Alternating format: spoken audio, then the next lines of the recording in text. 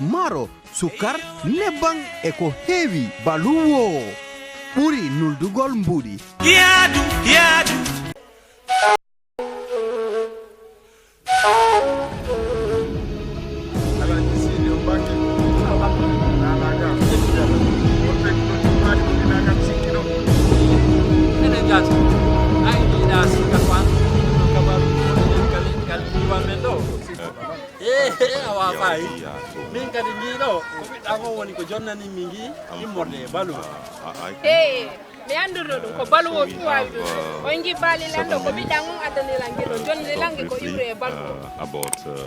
Nero julde dronking hida wan sodande pingure mandeng bali mongi e odo baluo service ko watarek no vebi yahuka website dum woni www.baluo.com wala download app on e baluo hida wari sodude nyameteji wawliwa maro sukar nebang e ko heavy baluo first of all, I would like to congratulate from Bandino. He's the leader of the team in Africa. In ICANN, we have a department we call a Global Stakeholder Engagement Department. So Pierre is the lead for this team in Africa. So he's the vice president in charge of stakeholder engagement. So I'm a stakeholder engagement operation manager for Africa. And then we have also a colleague, Bobo Sheng, based in Nairobi. So briefly, we are glad again to be part of this event. At the global level, ICANN is involved in internet governance matters. Then in Africa, we are also involved in the global one and the regional ones. So the one happening now, the one also happening in the other sub-region of Africa. If I can have the next slide.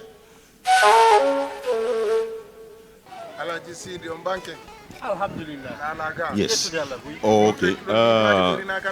I think in this room we all have, to make it simple, we all have an email address in this room. We have an email address. So the second part of the email address, most of us or some of us, we have ending by those other com. Gambia, who can tell me the domain name for Gambia, the letters? GM. So we have also names ending by GM. So my point is that if you take at the end of the address, our addresses, we have the top level domain name, the top level domain name. So at the end of our address, so ICANN is in charge of the management of the domain names at the top level. So this is one aspect of what ICANN is doing. The second one, we heard from Africa yesterday, and then ICANN is also in charge of providing a block of IP addresses to the regional registries. So the one in Africa is called Afrinic. So the second line of action of ICANN is related to a number. So we have IP addresses and what the technical people call autonomous system numbers. So we have the domain names, we have the IP addresses, and also the third is the parameter protocol parameters. So ICANN is working closely with other organizations to manage that one too. So this is what ICANN is doing, and then you can see that ICANN is one of the organizations in the ecosystem. So ICANN is one of them. So you see what ICANN is doing is technical, is very technical. But we can't do that without also policy. So policy is very important. If I'm in an organization as an engineer or technician, I can't do what I want to do. So I have to follow a policy. So I have to be told to do something. So I can also work with the policy. So if you go to the next slide, you will see that on that slide we have the way ICANN is working. The next slide, please. So we have three structures, mainly that is something also like unique to ICANN. We have the community, So all of us, we are part of the ICANN community here. We are part of the ICANN community. And the community is organized in two main groups. One is we call what we call the supporting organizations. Supporting organizations. So this is one group, and the other group is the advisory committees, the group of the advisory committees. So you see a lot of acronyms when you go to ICANN meetings. So I don't have too much time, like I think maybe I have 5 now. So why I mentioned that is that we used to have public meetings in ICANN. We used to have public meetings. We have 3 public meetings every year. The last one was in Marrakesh, in Morocco, and then the next one will be in Canada, in Montreal. So to inform you that you can learn more about this meeting, because it's a week meeting with a lot of sessions, parallel sessions. And the one in Morocco was especially what we call the policy forum meeting. So all the meetings are no more all the same format. So the last one is in what we call the AGM, in the one happening in Canada. So if you are interested to attend the next ICANN meeting, the meetings are open to everyone, so you can attend one. And what is good for us in Africa, even if you cannot travel to Canada, or not only Africa, or everyone, what is good for everyone, because sometimes even if you are on site in meeting, you are busy, you will follow the meeting from your home. So we have remote participation today to ICANN meetings. So the community is playing a big role through the SOACs, supporting organizations, advisory committees. So the community is playing a big role. And then you have also the ICANN board. Like in any organization, we have a board of directors. You have 16 seats in that board. And then anyone also in this room can be in that board, because the position 16 seats is for the end users. So you have also the ICANN organization. So in many documents now, you'll see we mention ICANN.org, ICANN.org, ICANN.org. When we say ICANN.org, it's mainly the organization with the staff. So we just implement what is decided to be implemented. So this is the what ICANN is, the way it is organized. So the next slide, I just want to say that in addition to the public meetings, you have also a different way to contribute or to participate in ICANN activities. So you have contributions that can be done through the public comments, because anytime there is a policy to be adopted, we get the input from the community, comment from the community to this policy. So that is one way to contribute. And then you have also, to get more about what I'm saying, we have a platform we call ICANN Learn. ICANN Learn. When you go to ICANN Learn, you have today a lot of courses you can take from that one. So to end my talk, the last part is the next slide. Is what we call the next slide again. The next slide. What I want to mention. The next slide, please. Continue the next slide. The next slide. The next slide. The next slide. More. You go to the one Africa strategy. Okay, that one. So we have a lot to say. I have some flyers on the table at the entrance, so where we can learn more about ICANN. So what you have to keep mainly is that ICANN is in charge of the top level domain management, the IP addresses, and the protocol parameters. So I also mentioned how ICANN is organized. Now in Africa, some years ago, there were few people going to ICANN meetings and also few ICANN activities in Africa. So since 2012, we had what we call the Africa strategy. So it is a document that is also helping ICANN to be more involved in Africa, and to have Africans more involved in ICANN activities. So through this, what we call the Africa strategy, we have a lot of actions we are taking every year, like capacity building, for various actors. In some countries, when we are ready, we do a workshop for law enforcement agencies now. This is a new series of workshops we are doing so that we inform those people about what is domain name abuse. We work with CERT, with police, with lawyers, so they understand better the domain name ecosystem because of this security, to have security for internet, so everyone needs to be involved. So that is one series of workshops we are doing, the law enforcement. We do also some technical, like the DNSSEC, we do that one too. And then also we do a workshop for youths. For youth, what we are doing now, we go to some countries, we organize with local partners, and then we have youth coming for 2 days, and we take them through the whole internet and ICANN, not only ICANN ecosystem, but the internet ecosystem. So the Africa strategy, through that one, we are able now to implement many activities in Africa. So the time is too short. This is the key message I want to share with you. So I want to stop there so that I have time to answer to some of your questions. Thank you very much.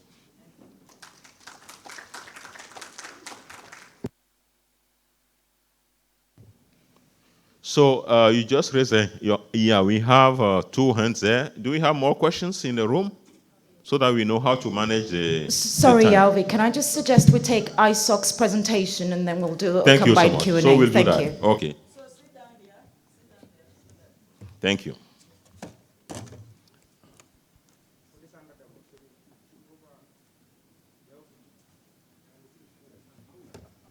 Good morning.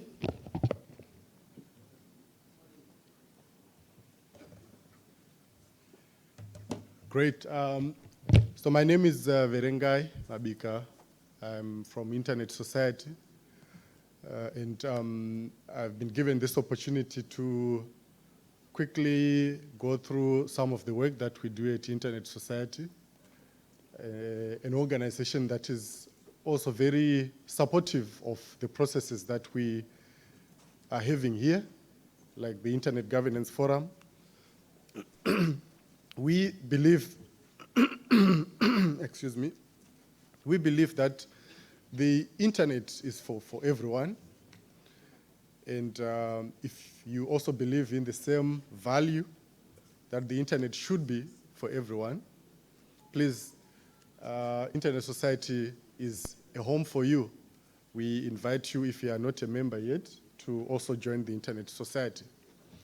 Just to give you a bit of background, in the next slide there, the Internet Society was founded in 1992 by some of the founders or the inventors of the internet. And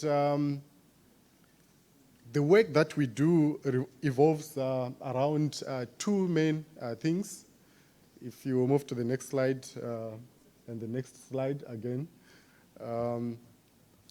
The work that we do evolves around 2 main issues: trust and access. But we have structured our work to particularly focus firstly on policy and leadership. And we do really encourage the open development of standards, protocols, and also the administration of open standards. And I'll also share a bit about the work that the Internet Engineering Task Force do, which is, and ISOC is the organizational home to IETF. We also do advocate for the development of these open standards through anyone who thinks might add value to what is currently there. We also do try to motivate the new players, the young people, mostly innovators, to get into this space and present their ideas so that they also help develop this internet that we believe is for everyone. Our presence, global presence, is as you can see on that map, we work through a very structured community that we call ISOC chapters or national chapters. Some of them are in territories that are not necessarily countries. So in Gambia, we have a chapter, the Internet Society chapter in Gambia, which is also part of the organizing committee of this particular event. Through these chapters, we try by all means to encourage members from the chapters to address the local issues. And we believe this is more relevant for the work that we do and project that voice into the global voice. We have about 230 chapters in the world today, and about 33 chapters in Africa. So if you are not yet a member, please feel free to see any of the colleagues from other countries. And also you can join a chapter of interest. There are also chapters that are not necessarily bound by territories, but special interests.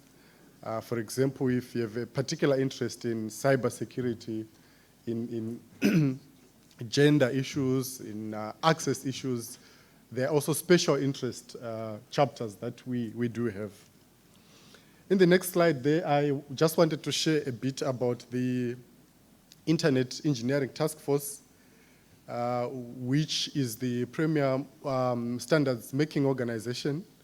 And its mission really is to make the internet work better by producing high quality and relevant technical documents or standards that many of the organizations in the internet ecosystem use to develop this further.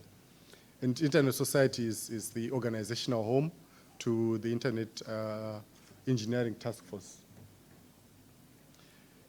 A bit about some of the things that we do practically, just for members that may be interested to partake in some of our activities. We have a very strong emphasis on capacity building, particularly for our region, Africa. We understand that there are certain capacities that we still need to develop. And the African office do partake in activities around capacity building. So if you are interested in developing your skill or your skill set on a particular area related to the internet, it could be highly technical things or also things related to internet governance, please, you can come and see me or any of the members here present. Education and training is also one particular area of interest for us. We also think that for Africa, the internet can actually transform these particular sectors. I think one other thing that I just want to emphasize is that we also do provide resources to individuals, organizations that are working to develop the internet further. And this year, the Internet Society has established the Internet Foundation, which is a specific organization meant to provide grants and support financially as well as technically to institutions, organizations that may want to, again, further this mission. So with the Internet Foundation, you're able to apply for a grant. There are small grants, medium grants, and large grants, and these are address specific issues that people may be having on the ground. I think for now I can stop here and then ask colleagues to ask any questions if there are. Thank you.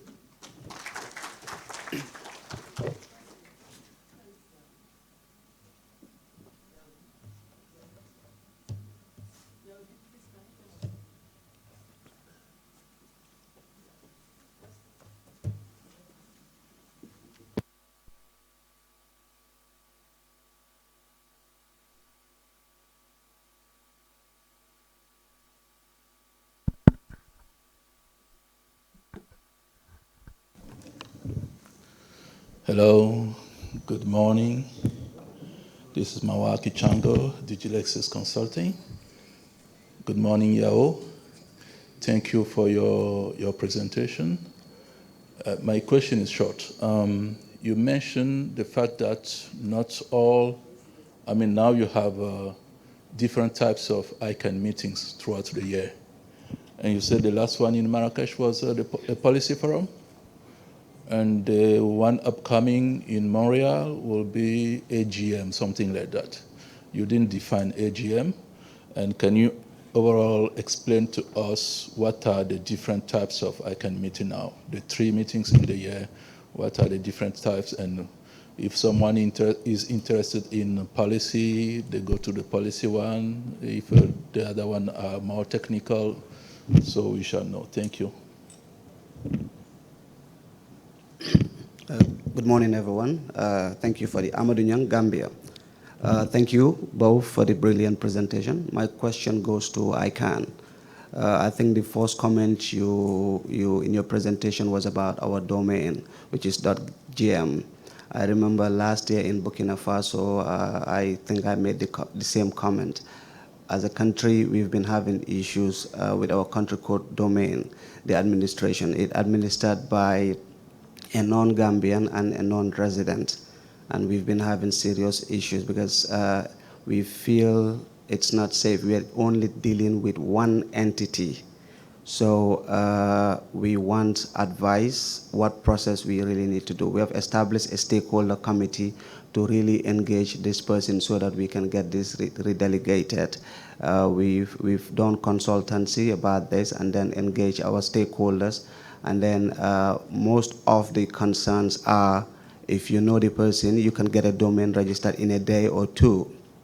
If you're not acquainted with the person, you can get a domain registered in 2 weeks, 3 weeks or so. And if this person goes on holidays, so if this person, something happens to the person today as a country, what happens to us? Thank you.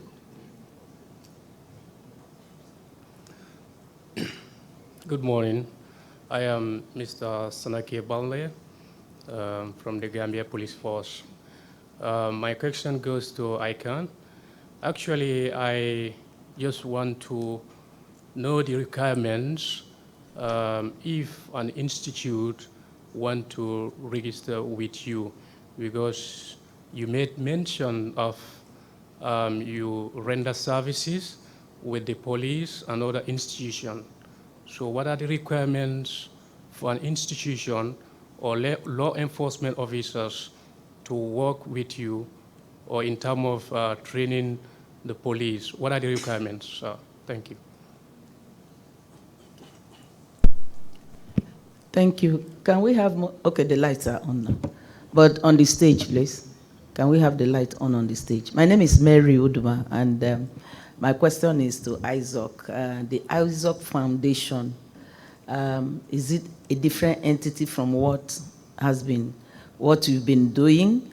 And it has a different process of getting, I know you do, ISOC used to give grants, and especially small grants for communities, community development, and connecting the communities. Would this foundation take over those processes, those grant giving that ISOC used to? And can individual who is just a member of ISOC apply for that foundation, sponsorship from the foundation or grant from the foundation? To ICANN, when we were doing the School of Internet Governance, this question of redelegation of country code level domain came up, and Namibia brought up their own issues, and I don't know whether she's here to speak for herself, and it was like they've even gone to court. So, and for us in Africa setting, we think that there's some, we think that there will be a way of making it easier for countries to take hold, because last recommendation we did was to ask countries in West Africa to actually take hold of their domain names, CCTLD.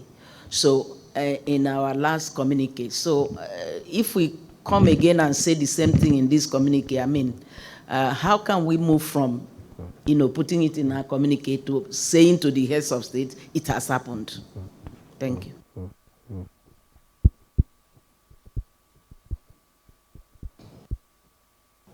Good morning, Francis. My question is just a follow-up on the .gm CCTOD. My question comes in two folds. First, I want to ask, ICANN, do you regard CCTOD as a national resource? And secondly, he mentioned that the committee has been set up. I want to ask, in the event that the admin is not cooperating or he's not willing to redelegate, because I know some countries have taken years. So what will ICANN do? Because the country is willing to take it and the admin is dragging. So what will be your stand? Thank you.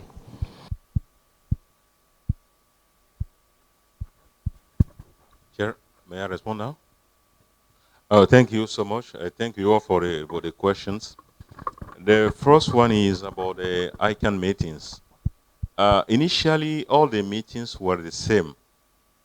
And if you go to ICANN website now, you can see the location of upcoming meetings.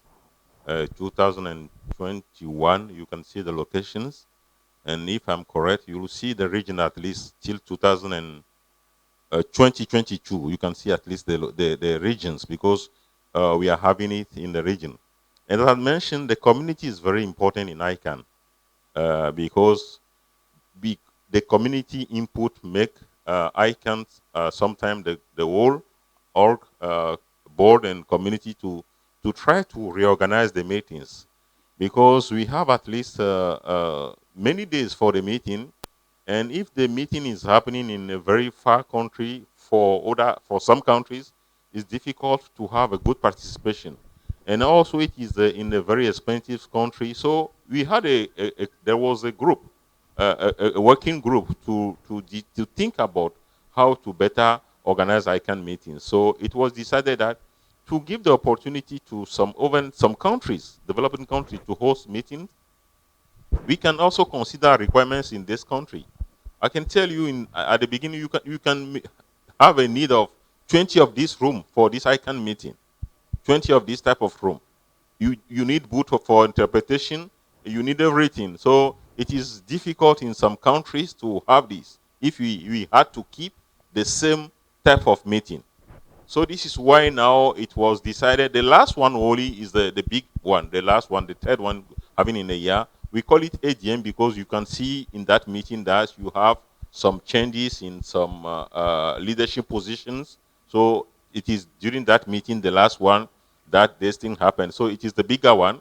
And the second one is only for policy discussions. So as I mentioned, we have a lot of policies governing ICANN org, the domain name. So it is only for policy. There you see most the supporting organizations and the advisory committees. And then this is why we call that policy meeting. And then the second one is the first one is a community forum. That is the one we had in Kobe this year, if I remember. So we are making it in a way that anyone can attend the meeting. So there are no more we don't have the same length necessarily. You can see that the last one is more longer. The last one we're having in a year. So you have more information about all these meetings. And what I want to add in addition is that today we have a remote participation available for all these meetings. Even if you are not there, you can also attend. We have many tools for the meeting. For the CCTLDs, maybe I will talk to the participant from Gambia. No, not from Namibia later. But I can tell you that it is very important for all of us to know that history of internet is something very important. I was lucky to be in one of the projects, the Leland Initiative. I don't know if some of you know about this project. In 95, 96, we were even not sure that in some countries we are going to use internet, because it started, and even that time if we are going to some incumbent telecom operators to work with them. Sometimes people were not open because we didn't really know how internet will be at that time. So the community, the whole community, the government, everyone was not really involved.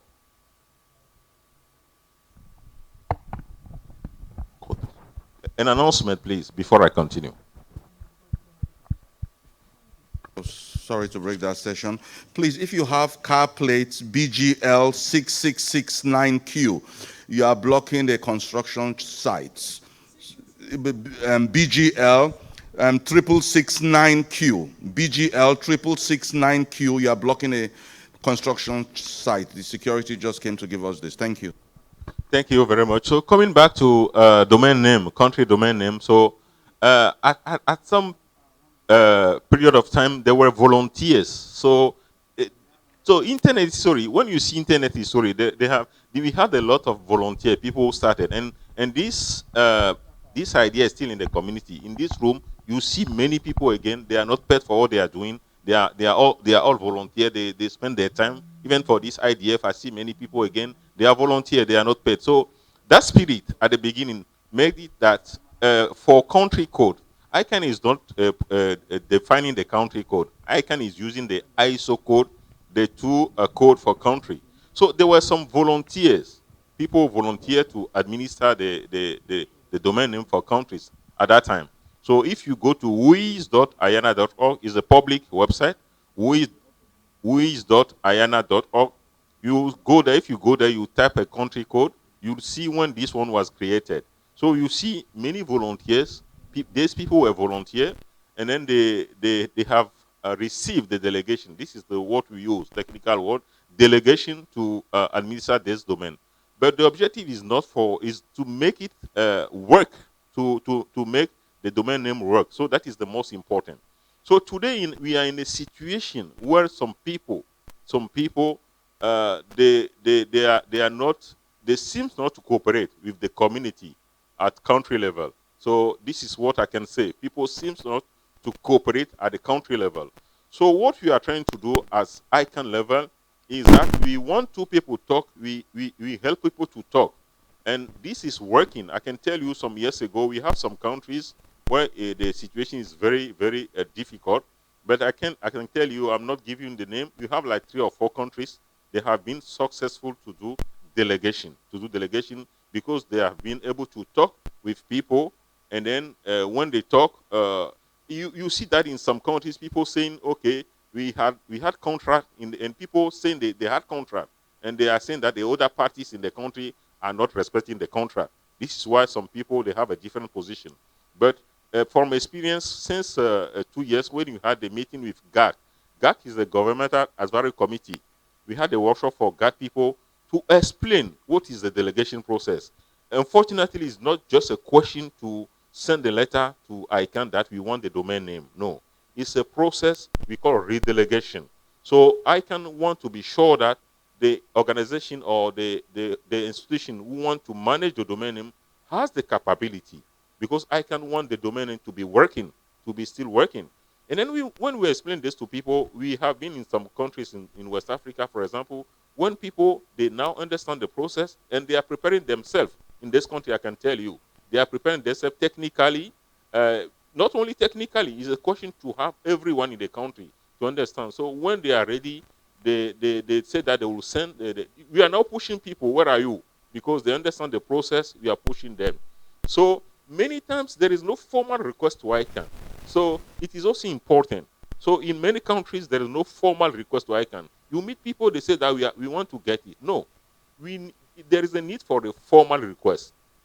If you want to do a formal request, you need to have a server, or you need to mention which server is going to do the resolution. All these things, you need to have this information. So I think that is the point. So I can tell you that in our IANA department, today, we have only one from Africa, I can tell you. When I checked yesterday, it's just a question of changing names.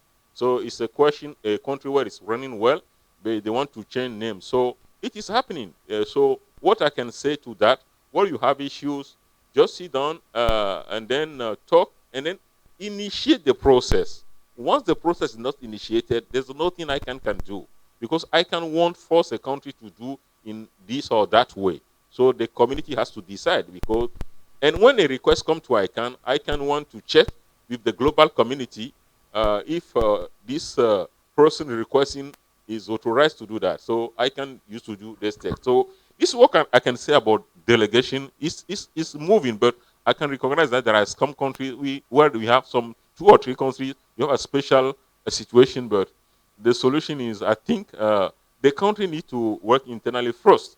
And then if it's not moving at all, I think there is also, GAC has provided some advice in that respect. To register with ICANN, really, there's no need to wait to register. So one way to work is the community to work through another community or a supporting organization. So this is why the 3 circles, you have ICANN organization, you have ICANN board, and here you have ICANN community. So if you have an organization, an ISP, for example, you have a ISPCP, the community for SP. If you are an end user, a civil society organization, we have NPOC, NCUC, which are bought in SCSG. Or you have many organizations. So you see where you can fit in ICANN. But if it's just a question of working with ICANN or you want to host a workshop, you just contact the team, our team in Africa, Global Stakeholder Engagement Department in Africa, that you want ICANN to help you to organize a workshop. So if you contact me or anyone of our team, we are ready to come. What we require most of the time because of resources, you provide the venue, and then we bring people to the country. And then generally, if needed, we also bring other partners because we say ICANN is just playing a role in the ecosystem. The one for the law enforcement agencies, for example, when we do that, we want set people to be in, the set people. We want also local people to talk about the legal framework of the country. We need to know about that one. So we can help to organize. So if anyone is ready to host a workshop in the country, so we just talk to us. And then I think I cover all the topic. Yes. So if there is something we can talk in private during the break. Thank you. Thanks.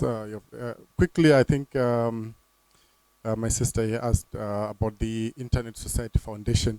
So the making of the Internet Society Foundation was purely a request from the community that there has to be more emphasis on evaluating the impact of grants program. So the management decided to make it a separate organization, which is still administered through Internet Society, but it has its own executive director. I think, in fact, the executive director got in last month.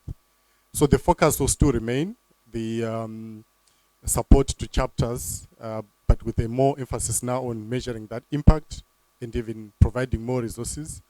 The resources also extend to individuals and also now includes things like research, grants, training and education, all those things that really come from the ground up. So the emphasis is now going to the grassroots. And, so thanks.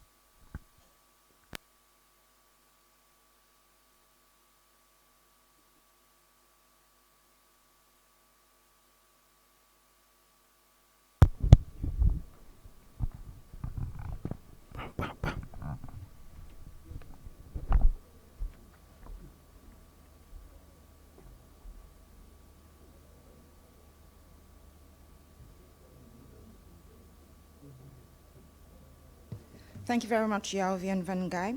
The next session is on access and infrastructure, and I think it's a topic that is very close to a lot of us, because the issues we're constantly talking about: access, affordability, availability. So I'll call on Fanny. He's the moderator for the next session, and we've got Bakary from ISOC, we've got Hervé from Togo, and we've got the representative from the Bini IDF. I'm not calling your name because I don't want to mispronounce it. So can we have the next session on access and infrastructure?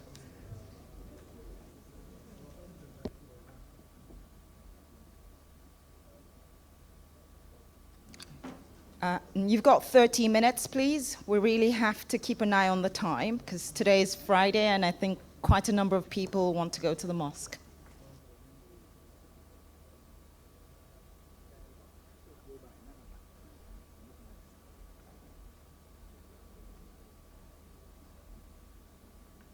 I beg your pardon, and Anya as well. I forgot the only woman on the panel, so I beg your pardon.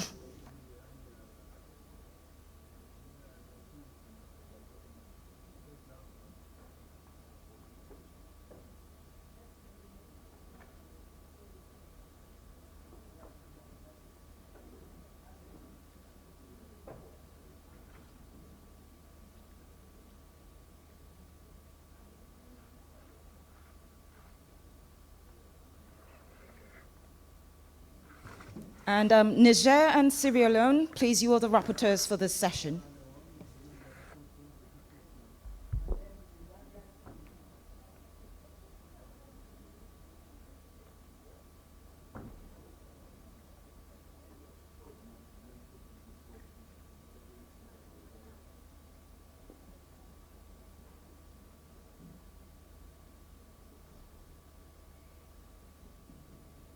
Please, Gambian team, join the rapporteuring group, please.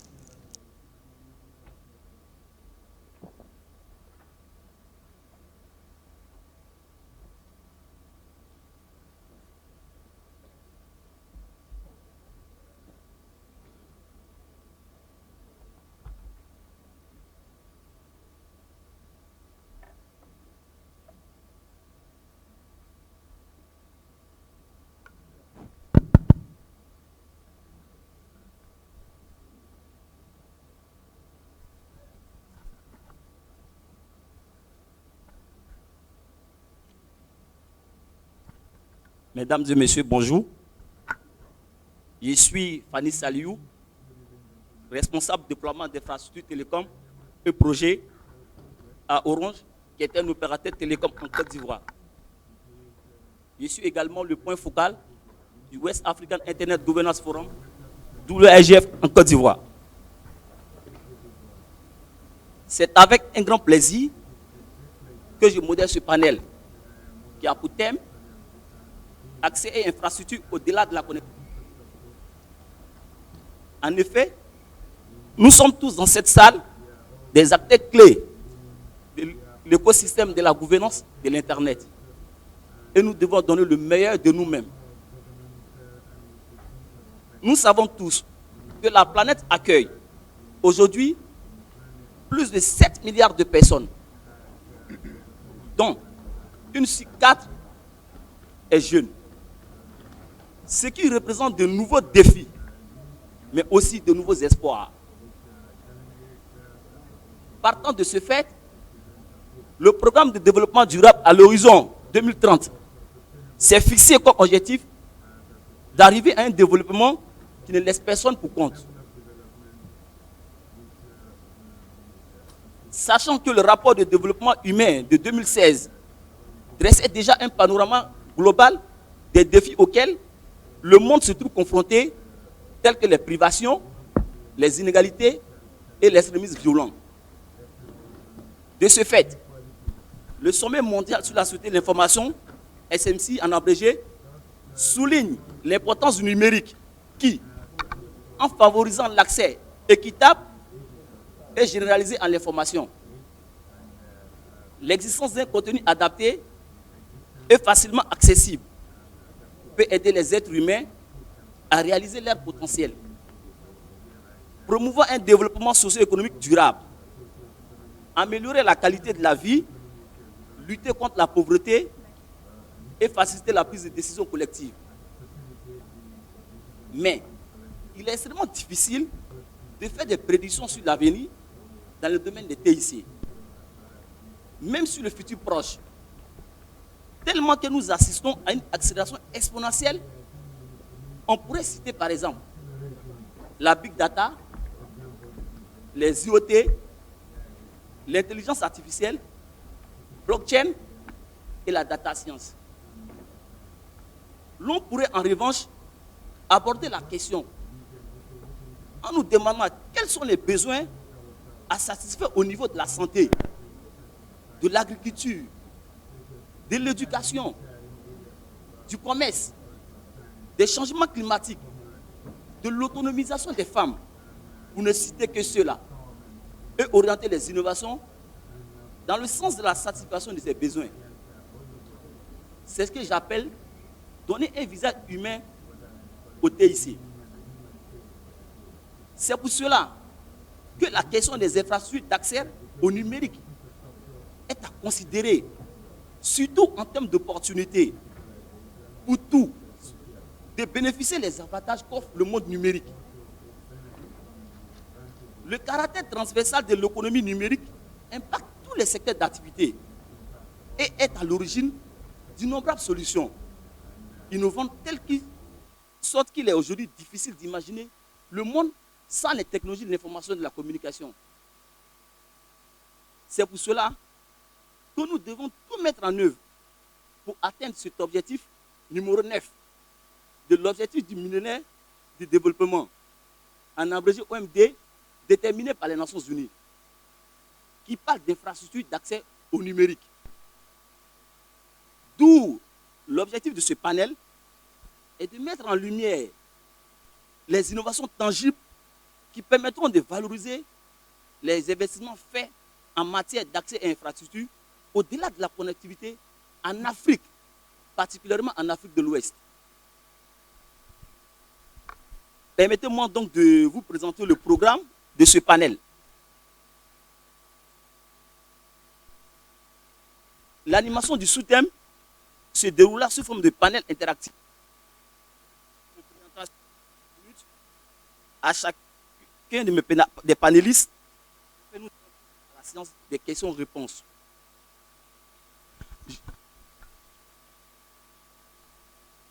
Je profite donc vous présenter les différents panélistes.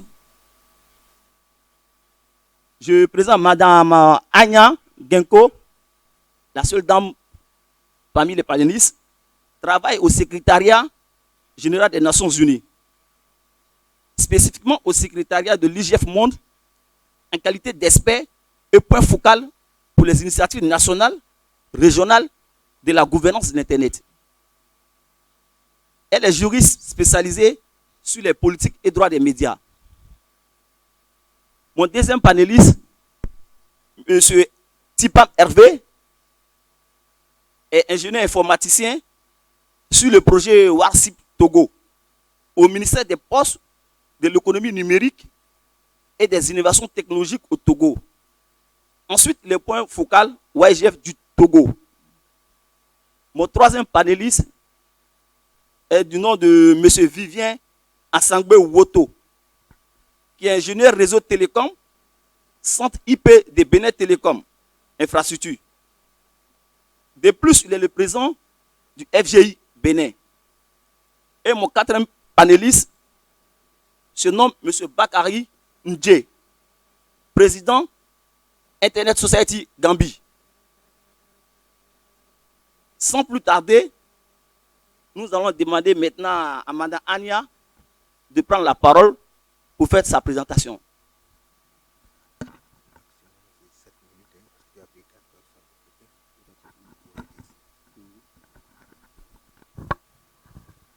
Thank you very much, Saliu, and greetings to everyone. Thank you once again for having me on this very important panel. So just, if I understand you, we have 5 minutes maximum, so just to briefly maybe give a couple of important facts, information for our brainstorming later on the importance of access. I think Saliu gave an excellent introduction of why the ICTs are important for the societies, and yesterday through a number of excellent discussions we learned about why it's important for us to be connected meaningfully to the internet and to understand and know how to use the available services. But if we look at the concrete numbers, then you will see that the number of those that are not at all connected to the internet is still very high, and that should be our major concern. On the other side, those that are connected either are not meaningfully connected or they are not equipped enough to use the available services and technologies to benefit from them. So there was an interesting report that was published, I believe, toward the end of the last year by the International Telecommunication Union on basically on the status of the digital divide at the end of 2018. And they did a comparison with the statistics they done in 2005, and you can actually see if you go through that report that we've made such a significant progress on connecting people to the internet. So they say in 2005, when you look at the all developed countries, the number grew from around 50% to more than 80% now. If you look at the developing countries, then you will see that those numbers are quite, as I said, they've risen, but they're still quite worrying for the community, where in 2005 you had around 7%, more than 7% of people connected online, and currently that number at the end of the last year was around 45%. So in any case, if you look at the differences between those connected in developed countries and those connected in developing countries, we can still say with confidence that the digital divide is still our reality. And that's alarming and that's worrying, and we should be focusing on how to overbridge the digital divide. It's not just about the numbers, and it's not just about us having a mobile phone connected to a network or having a computer connected to a network or any other type of a device. It's much more deep than that. And yesterday, many of the stakeholders present here outlined those issues. The digital divide goes along various lines. So not just about, as I said, having a device connected to the internet, but also being allowed to use the internet, even though the infrastructure is there. And I primarily refer there to certain, let's say, cultural and social differences that exist across communities, where you had the gender-based divide that is still our reality. Women and girls in some parts of the world do not use the internet meaningfully, even though the infrastructure and the conditions are there, and that should be something for us to address. Aside of that, people with disabilities, aside of the fact that there are conditions, there is infrastructure, people with disabilities unfortunately do not have meaningful access because of the conditions not being adapted to their needs. Not to speak about the refugees and migrants that at these times where we are facing situations that are a reality of having various movements of people across countries and regions, they depend on the ICTs. The ICTs would be very much of help, but unfortunately they're not available to them. So that's also an area of concern that I think we should be focusing on. The indigenous people are also those that are considered to be vulnerable groups when it comes about the meaningful access, despite the fact that the infrastructure is there. And on another side, I think what's very important to mention is the, what was mentioned by Saliu, very important, is the digital literacy, or to maybe transform those words in a kind of simple language.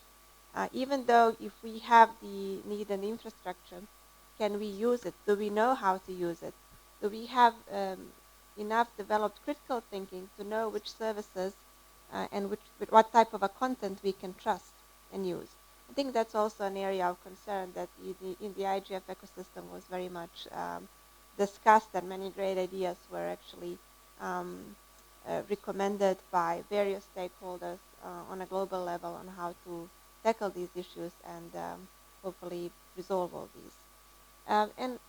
One other thing which I think should be also discussed, and I do think for the African region is very important, is the fact, can we, even though when we have the infrastructure available, we still need to pay for access, right?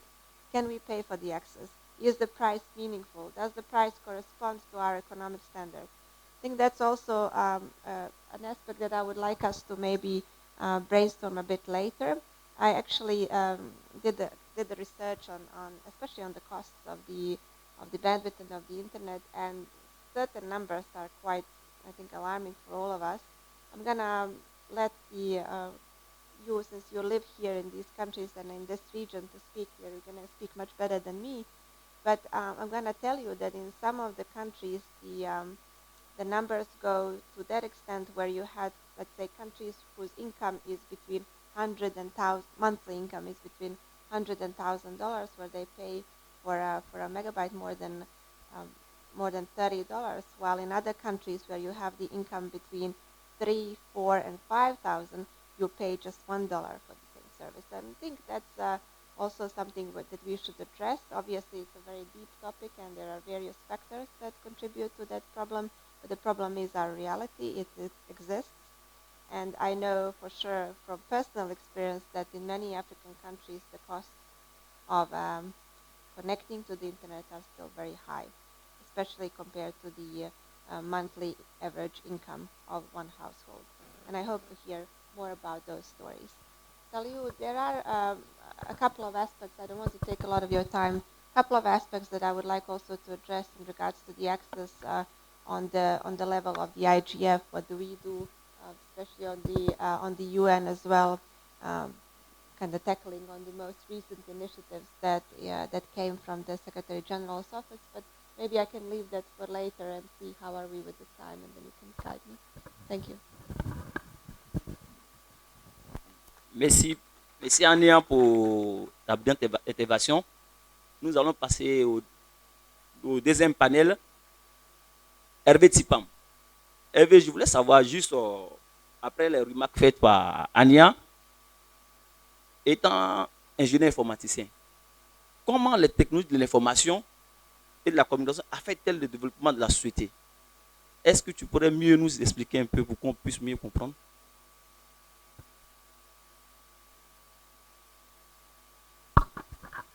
Merci, monsieur le modérateur. C'est bien vrai que je travaille au ministère des Postes, de l'économie numérique et des innovations technologiques de Togo. Mais dans le cadre de ce panel, j'interviendrai en tant que membre d'ISOC. Alors, vous l'avez si bien dit, les TIC offrent un socle d'opportunités et de réussite qui impacte aujourd'hui la vie des populations. Je n'en veux pour preuve que le domaine de la santé et de l'éducation qui ont connu une mutation grâce au TIC. Au Togo, par exemple, dans le domaine de la santé, nous avons aujourd'hui des applications de télémédecine qui sont utilisées sur le réseau e-gouvernement. C'est un réseau qui permet d'interconnecter plus de 500 bâtiments de l'administration publique et parapublique, notamment les hôpitaux et les cliniques. Vous avez également aujourd'hui des objets technologiques tels que les bornes médicaux. La borne médicale qui a été développée, je pense, en Guinée.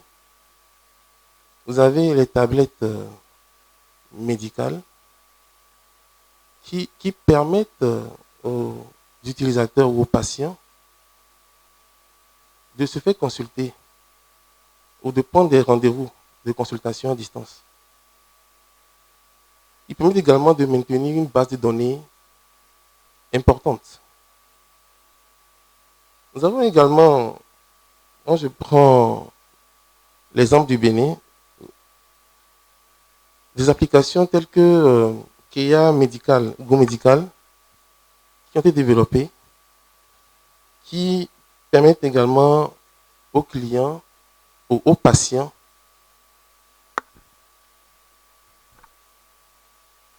de prendre des consultations, n'est-ce pas? Et surtout, l'importance, à mon avis, de ces applications, de ces objets, c'est la traçabilité. La traçabilité. Alors, dans votre propos liminaire, vous avez parlé des technologies émergentes, notamment la big data, le blockchain et surtout l'intelligence artificielle. À mon avis, ces données importantes qui sont brassées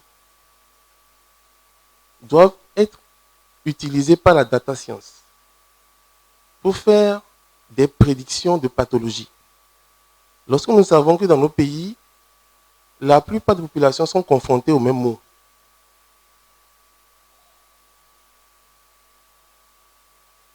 il s'agit des données sensibles. Donc, ces données doivent être hébergées dans des centres de données qui possèdent des certifications. Et dans le cas du Togo, le gouvernement, dans le cadre du projet WARCIP, a entrepris la construction d'un carrière hôtel de niveau tier 3 qui possédera également une certification qui nous permettra d'héberger des données de santé. Dans le domaine de l'éducation, dans mon pays, il existe un projet nommé Environnement numérique de travail. C'est un projet qui permet aux apprenants de suivre des cours à distance. Et dans la phase pilote, tous les lycées techniques du pays ont été interconnectés. Et dans la deuxième phase, ce projet s'étendra donc à tous les autres établissements du pays. Donc voilà ce que je peux dire pour le moment, monsieur le modérateur, et peut donner comme réponse à votre question. Merci. Merci Hervé pour votre brillante intervention. Sans plus tarder, je voulais poser la question à M. Vivien Assangbe Oto du Bénin. Vivien, quelles sont les stratégies pour surmonter la fracture numérique dans le développement des infrastructures de télécom suite aux contributions faites par Hervé Tipam? Pourrait mieux nous expliquer un peu l'expérience du Bénin dans ce sens?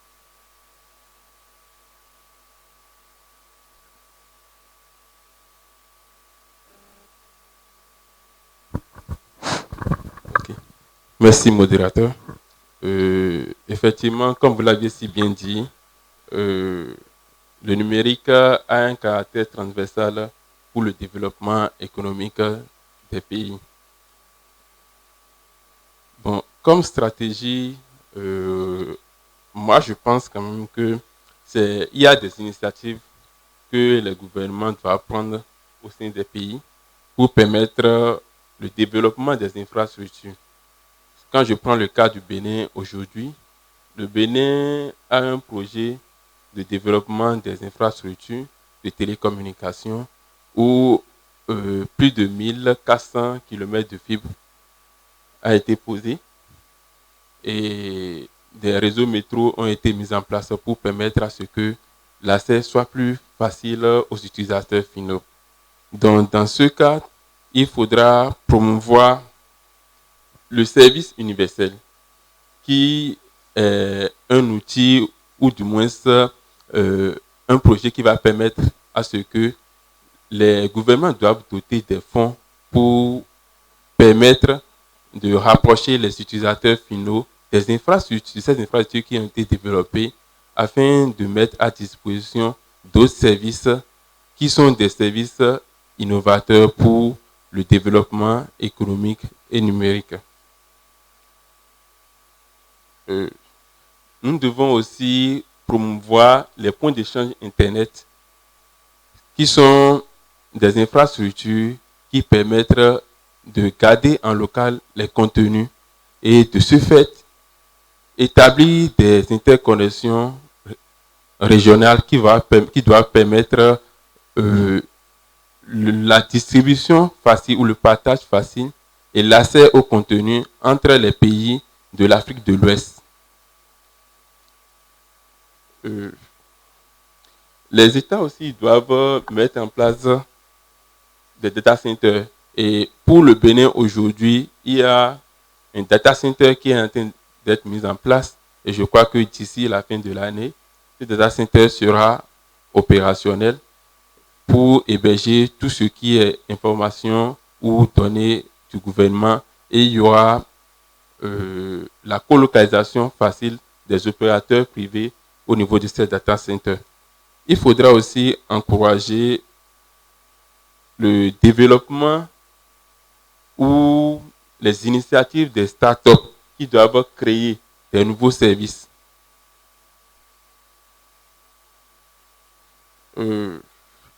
Par ailleurs, pour toujours les stratégies de rupture de la fracture numérique, le Bénin aujourd'hui a essayé de réduire les coûts d'accès au niveau de l'accès Internet pour permettre à ce que lorsque les utilisateurs finaux veulent accéder à un service donné, que l'accès Internet ne soit pas un luxe, mais que ça soit une nécessité. Monsieur le modérateur, je pense que c'est de façon grosso modo ce que je peux dire pour les initiatives au niveau du Bénin et qui est aussi transversale pour notre sous-région. Merci. Merci bien. Merci, Monsieur Vivien, pour votre partage d'expérience. Ma question revient à mon quatrième panéliste, qui est Monsieur Bakari Ndje de la Gambie. Bakari, étant le président de l'Internet Society ISOC, je voulais savoir ce que ISOC fait pour améliorer les qualités d'accès et infrastructures dans les différents pays.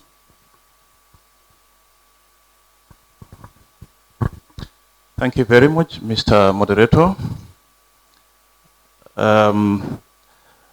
Internet, like you said, it's a tool for development. And we all have to come together as stakeholders to support the development of the Internet. And to be able to attain its development, we cannot leave it entirely in the hands of the government. Because the Internet is bigger than all of us. Most particularly, one stakeholder. The government plays a very important role, but they need support from the civil society organizations, especially Internet Society chapters.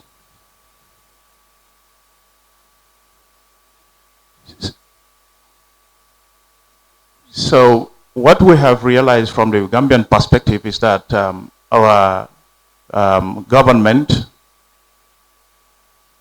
has recognized the role of ICT, particularly Internet,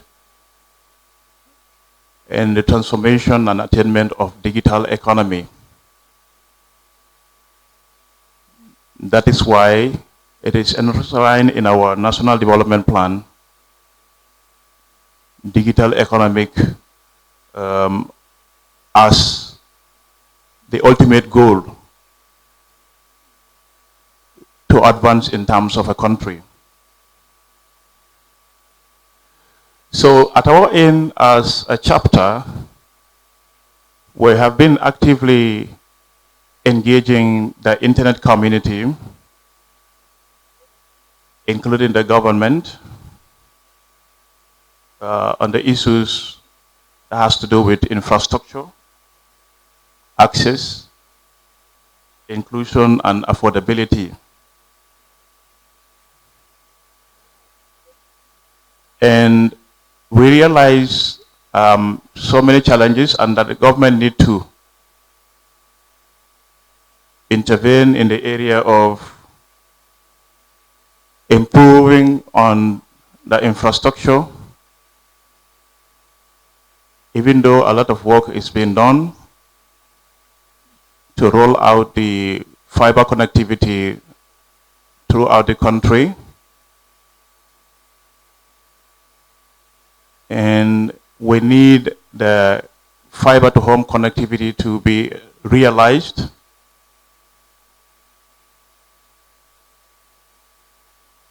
That will help to improve the access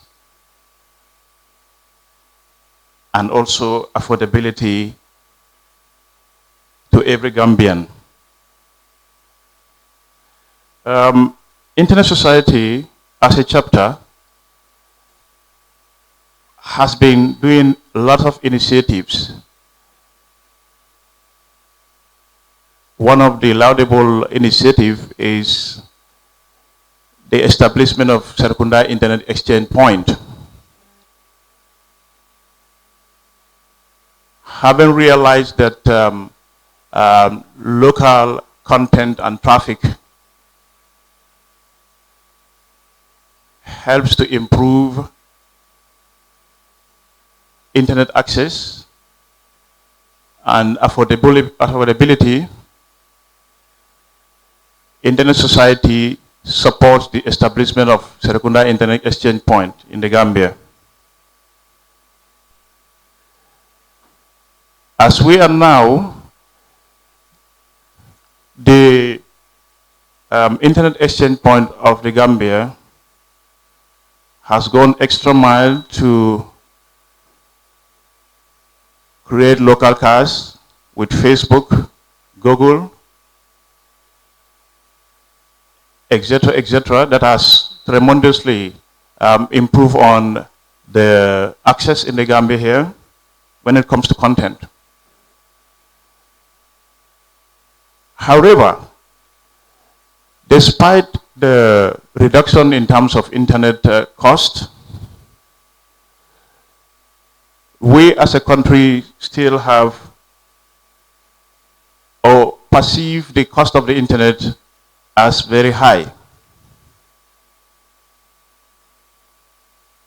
As 1 gigabyte of internet connectivity costs about $5 in this country. And that still affects our access, especially for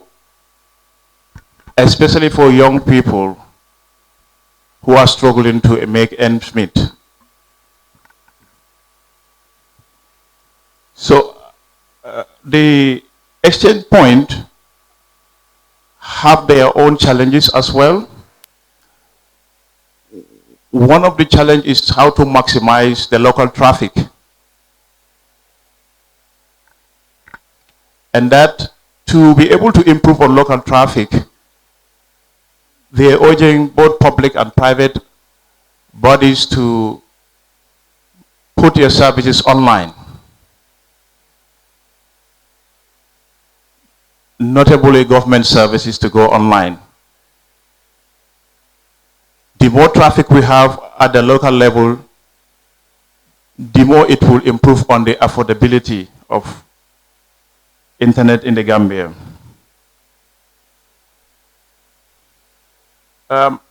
In terms of access, as my policy advisor at Internet Society just said, we have an opportunity to establish and implement in community networks in the Gambia here. That would basically improve the internet access and also affordability. One of the areas that the chapter wants to intervene is in education, where we have the Ministry of Education and the Gambia College, which is a teacher training institution in the Gambia here,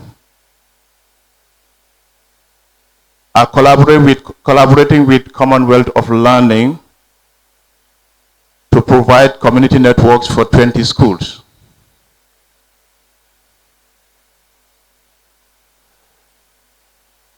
The ultimate goal beyond the access through the community networks is to provide these teachers with pedagogic development through Commonwealth of Learning online platforms. In terms of e-health, the chapter also have participated with their membership in terms of creating a local initiative to support and automate the automation of healthcare system in the Gambia this project was done in collaboration with one private health center.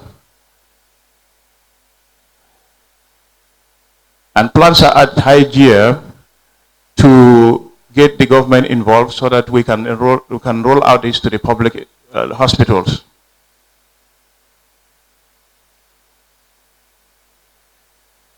Basically, these are some of the few points that I have for you, moderator. Thank you very much. Vraiment, merci beaucoup, Bakary, pour votre belle intervention. Sans plus tarder, je vais venir poser une question à Madame Anya. En tant que vous venez d'une organisation internationale, pouvez-nous dire quelles sont les approches adoptées par les Nations Unies relatives aux accès et infrastructures afin de réduire les coûts?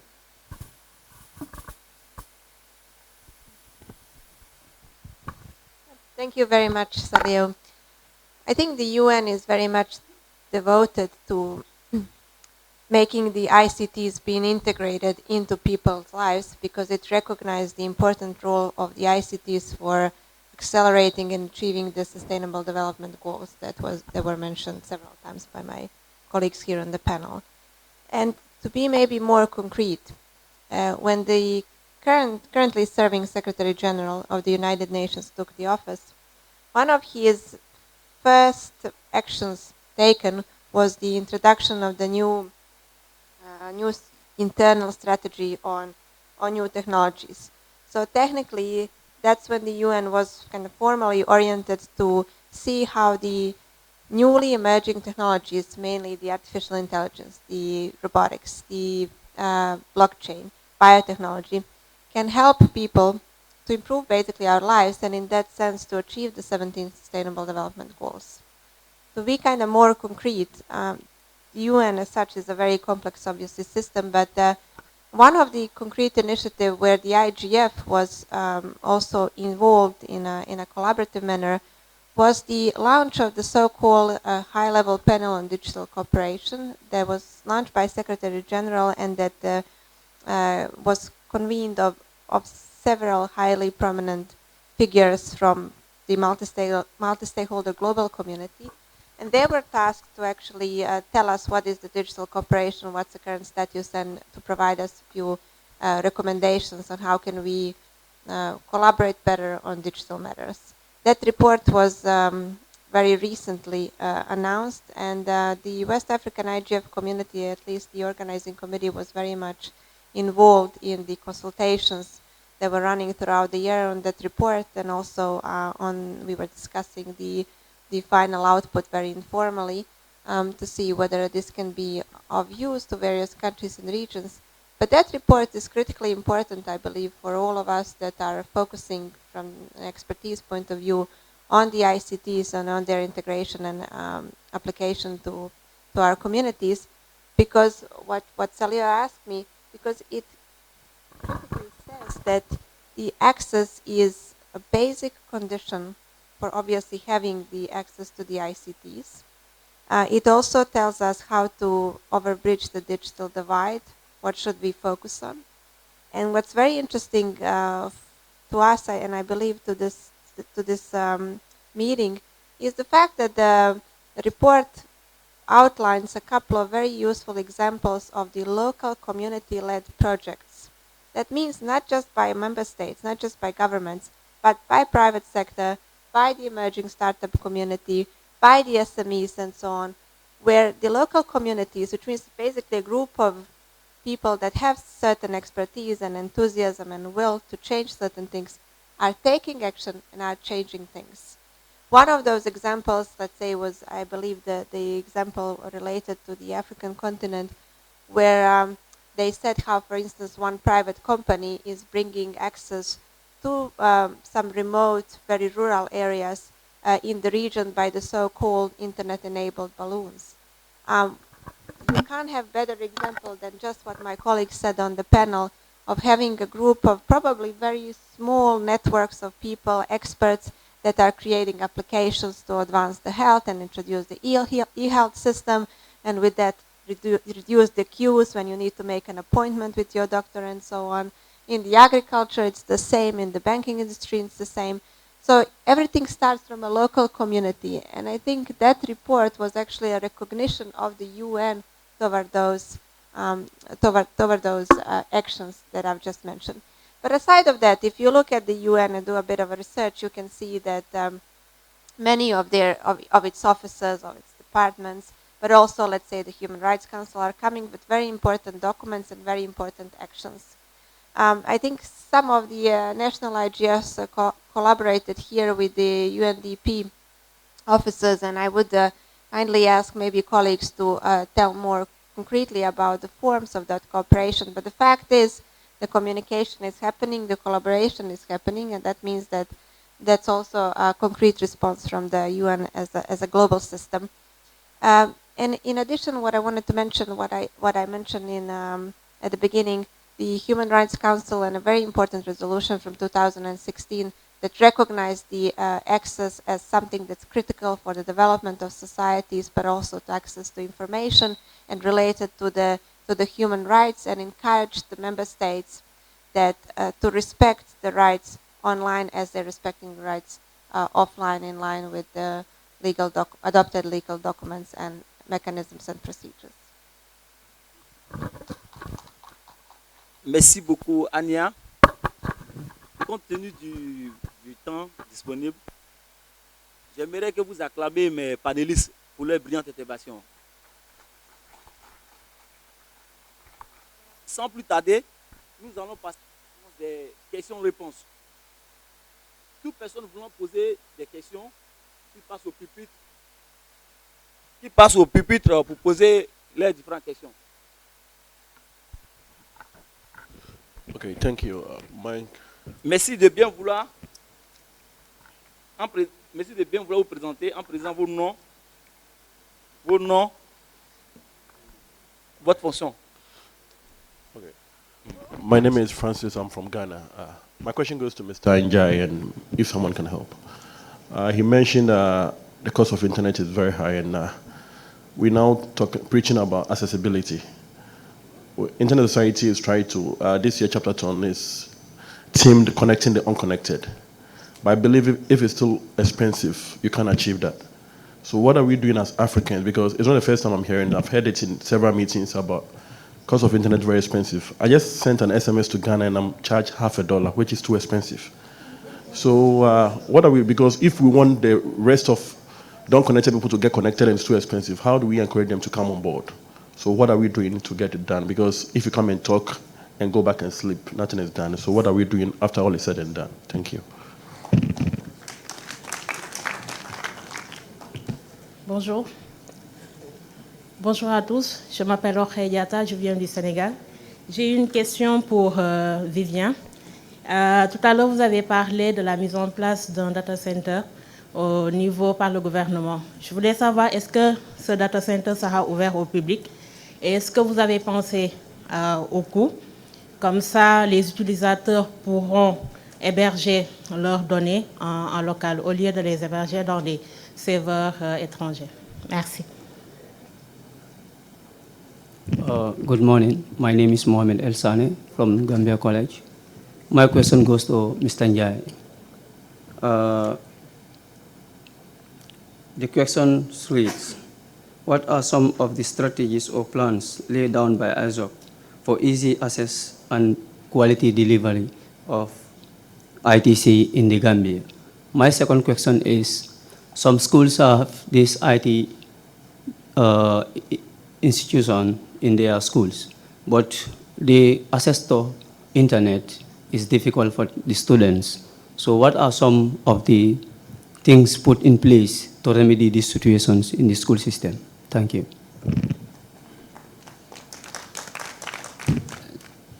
Good morning. My name is Abdul Karim Sumaila from Niger. I think I have some question probably and a contribution, but I just want to ask one question to most of West African country. Which country have the local ISP today in place? Because I remember that there is an AUC project to help African country to set up the IXP exchange point in their country, because I hear that some already refer to that to reduce the cost of the internet. So this is my first question. The second thing I think is John, the question coming by Gambia. The guy from Ghana. I know that mostly of those IGF are fighting to have access to the internet, and I believe that what the Gambia said, that our government did a lot to improve the access of the internet by the deployment of the infrastructure. But my question is, we understand that is still very high to access to the internet. But the problem is, you as community, because mostly people say that community, what role do you play to be sure that the internet is cheaper? Because we know that as telecom operator deploy a lot of infrastructure. But now when it comes to access, those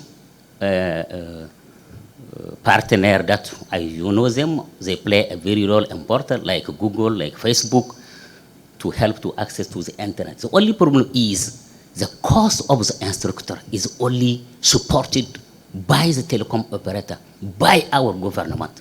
So you as community, what you do in order to take those partners to come and share with us the cost of those infrastructure. So this is the question is there. We know that in Europe today, most countries try to tax them on the revenue that they have in their own countries. You as IGF, what you will do in Africa to be sure that those partners, we believe they play a very role important, but to come and help in terms of the support of the cost. So this is what I want to say. Thank you.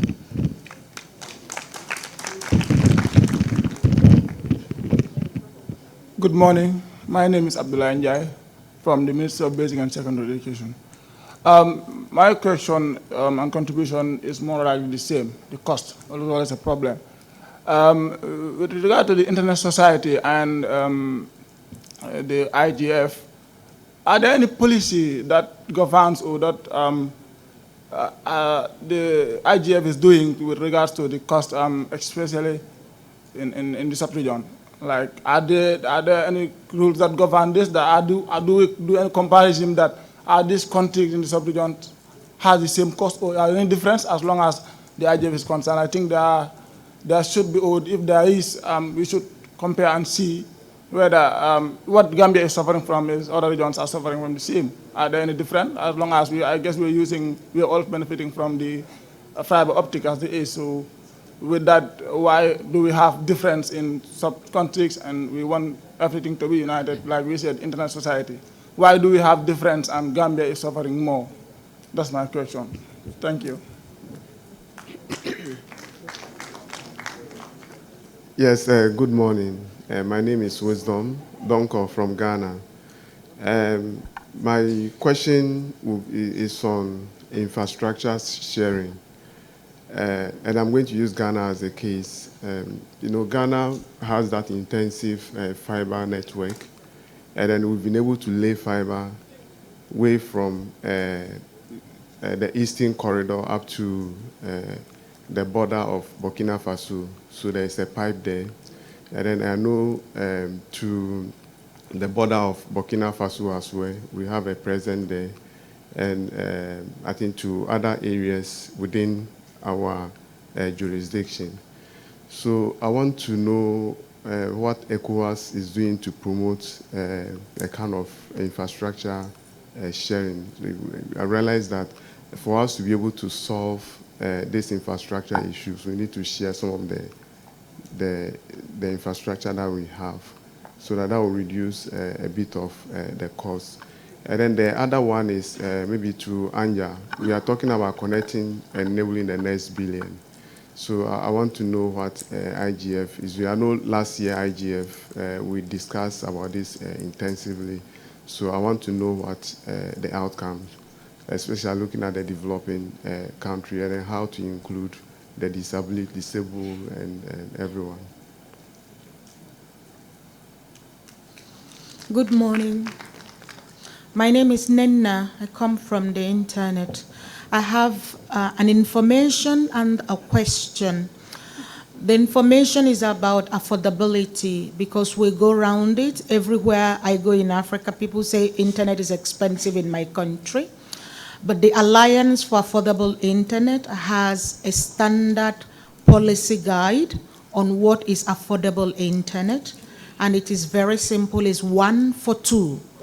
That is 1 gigabyte of data, not costing more than 2% of average monthly income. I will take that again. 1 for 2 principle. 1 for 2 means 1 gigabyte of data, not costing more than 2% of average monthly income. I'm not saying your monthly income, I'm talking about the average monthly income in the country. I have a question. In Estonia, the government has decided that the access to the internet is a right to Estonians. So now it is in that framework they are working. In fact, they even have 1 megabyte per second speed, but that is far away. I'm asking what you think. For those of us in the economic community of West African states, is it not high time we adopt or we ask our governments to adopt access to the internet as our fundamental human right? My name is Nenna. I come from the internet. I'm here to seek my rights. Thank you very much.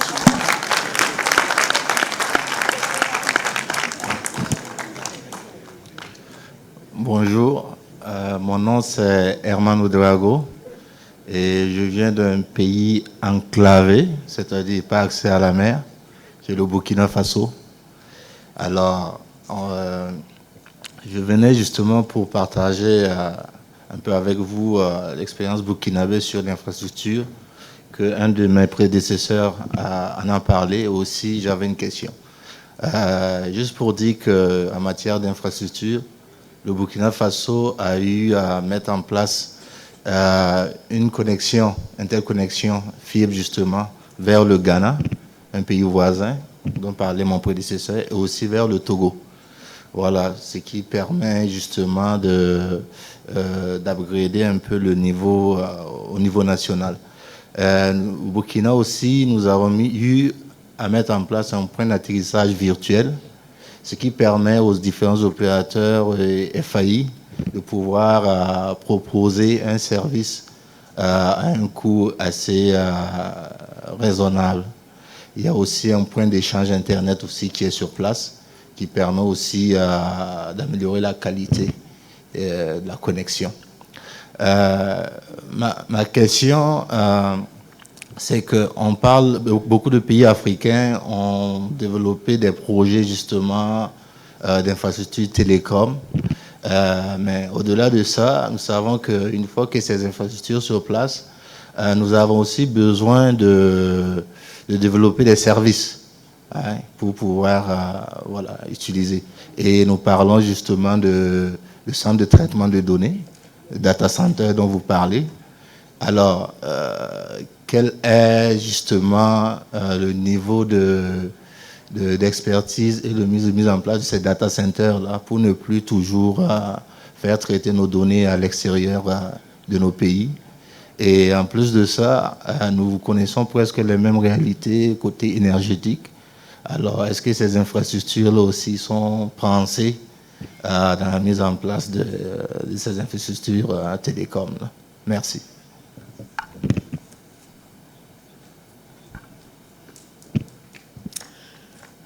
Bonjour à tous. On m'appelle Kossi Amessino. Je viens de la Fondation africaine d'éthique. Je voudrais nous conduire à un exercice. On a parlé de abordabilité de l'Internet. Ça suppose qu'on sait d'où on vient et on sait où on va.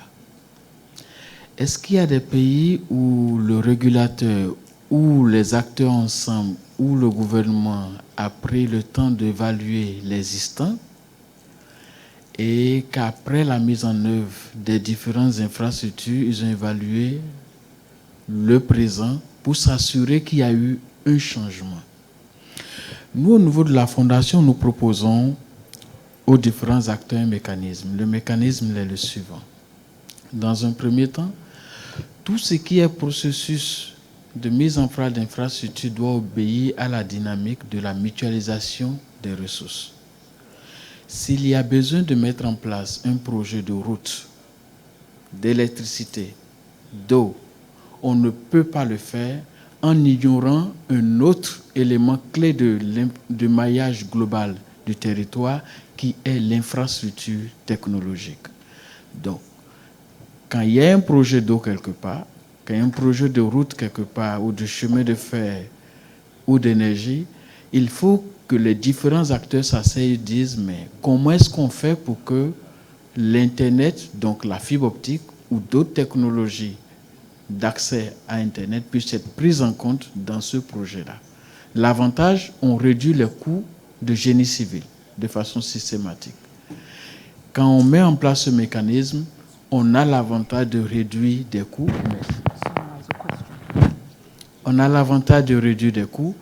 Mais on a aussi la possibilité d'apporter de l'expertise en amenant les différents acteurs vers un point au niveau des points d'échange. Mais le point d'échange en lui-même a été mis en place aujourd'hui dans la plupart des pays africains, mais on n'a pas constaté de changement entre l'avant-point d'échange et l'après-point d'échange. Il est utile que la matrice soit aussi mise à contribution pour comprendre. Un autre exercice auquel je voudrais nous conduire, c'est que l'Internet que nous amenons dans les environnements reculés, nous devons apporter cet Internet avec des technologies libres. Les technologies libres sont aujourd'hui indispensables au développement de l'Afrique. Mais nous constatons que la plupart de nos États sont en train de passer de l'environnement open source libre vers les environnements propriétaires purs. Qu'est-ce que la CEDEAO en dit?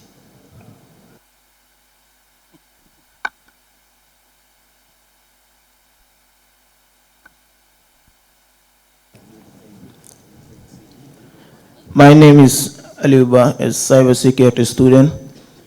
So my question is like, if you look at African countries, most of the time, if you meet with them, they will tell you that we have the infrastructure already in place, but always we come to know that accessibility is always a problem.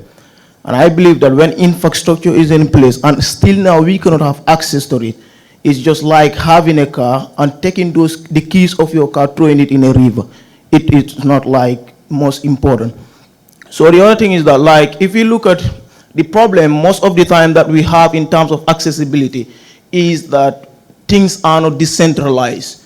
So everything, if you look at like countries, all African countries, most of these countries, like if you talk of access to internet, it is only those people who have the privilege to live in the urban areas have access to internet. Rural people being abundant because of they also have the same right to have access to internet. So we believe that we should decentralize things. And if you look at even those people who have access to internet, affordability is always a problem. Internet is always expensive. But although, if we say that, for instance, affordability is also there, it is affordable, but do we have the quality? Most of the time we pay for something that we don't gain. So we have access to it, but you can have access, you can be affordable, but you don't have the quality. So, if you look at African countries, most of these countries, some of the African countries, they're having only one marine cable. When there is a problem in the cable, the internet go down in whole countries. So in other countries, if you see that they already have two, or they are already done, why do we think that African countries can compete, especially West African countries, to make sure that those kind of problems have been solved? Thank you. Thank you. My name is Yawi. I'm speaking on my personal capacity. Just to thank the organizers, because I can see from year to year that we have all the stakeholders. That is something very interesting I can see happening in the region. Because if you talk about governance, if we don't see everyone, so I think it's moving in, is something I can notice, and we need to help also the organizers, because if I have something to say, I spent 5 minutes here, I don't think we can finish before tomorrow. So we have to help the organizer. So my question is, how can we make, what do we do to bring next year most providers, most operators, because the topic is about them. Thank you very much.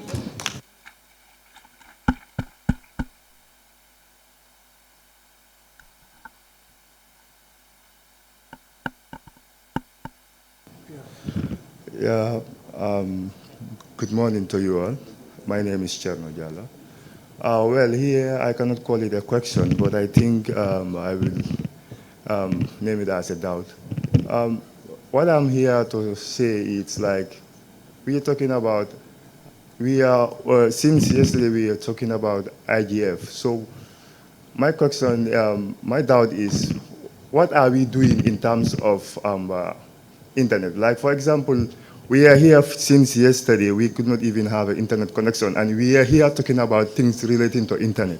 And I am seeing 5 to 6, 10 Wi-Fi here without giving us access. You encrypt it, and here we are talking about accessibility. So I'm still wondering.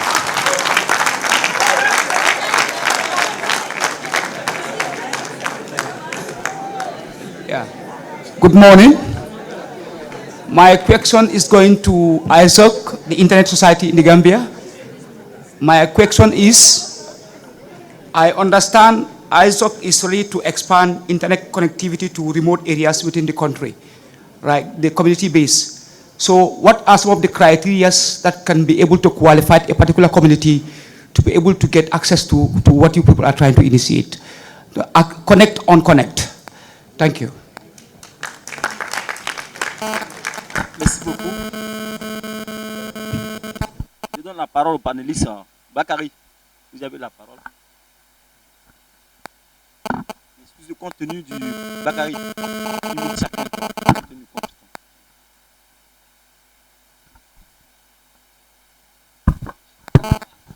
Okay, thank you very much for your wonderful questions. Like I said, Internet Society is doing all what it can to come up with initiatives that will connect the unconnected in the Gambia here. We're just at our first step, that is identifying one of the underserved area within the semi-urban area where we have a project going on. And this project has to do with teacher training. We know that this country, people complain about the quality of teaching and so on and so forth. So through that, we want to support, connect those teachers to have training. We know we have a lot that we can do, and we all know that resource is constrained in this country here. But we have to start from somewhere and then move on, right? So that's what we're doing in terms of connectivity. Somebody made mention of Gambia College as well. Gambia College, we all know, is very central when it comes to middle human resource development in this country. Training of nurses, training of agricultural extension officers and teachers.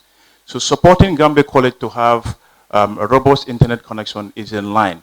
And what the chapter is doing is what we are trying to participate in the Internet Society chapter tone so that we can at least support the Gambia College to have internet access as quickly as possible.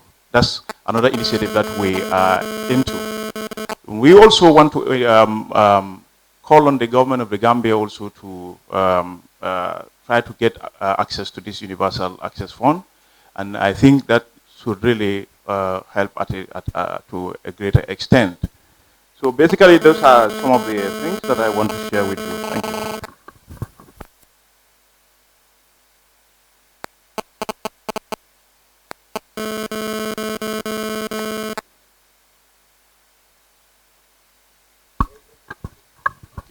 Merci. Je crois que notre ami du Sénégal a demandé pour le data center du Bénin, est-ce que c'est ouvert au public?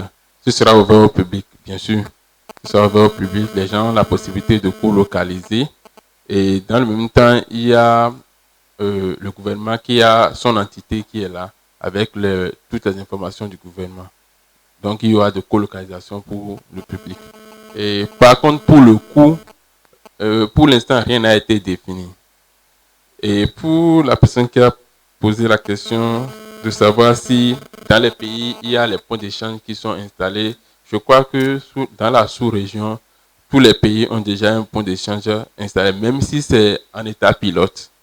Et ce qu'il faudra faire plutôt, c'est de favoriser l'interconnexion régionale pour que les échanges entre les pays puissent être faciles.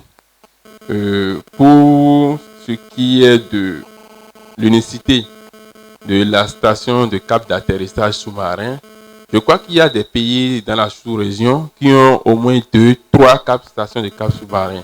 Donc, c'est le maillage régional qui pourra permettre d'interconnecter tous les pays pour bénéficier de telles stations de cap d'atterrissage. Et de ce fait, lorsqu'il y aura coupure de la station au niveau du pays, qu'on puisse fournir la capacité Internet par d'autres pays.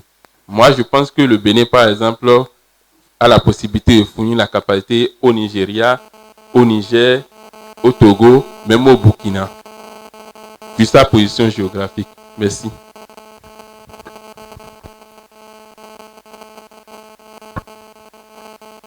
J'aimerais également revenir sur la question liée au data center. Au Togo, je travaille actuellement sur le projet. Et pour répondre à la question de Herman, tout dépend du niveau de certification du data center. Nous, au Togo, on a opté pour un Kaya Hotel de niveau tier 3.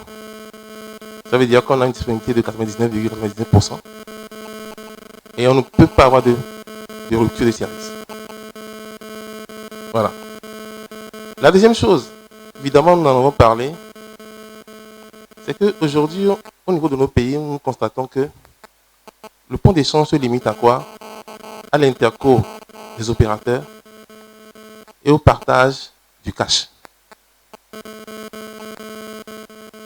Alors que le volet service ou la création de contenu n'est pas pris en compte.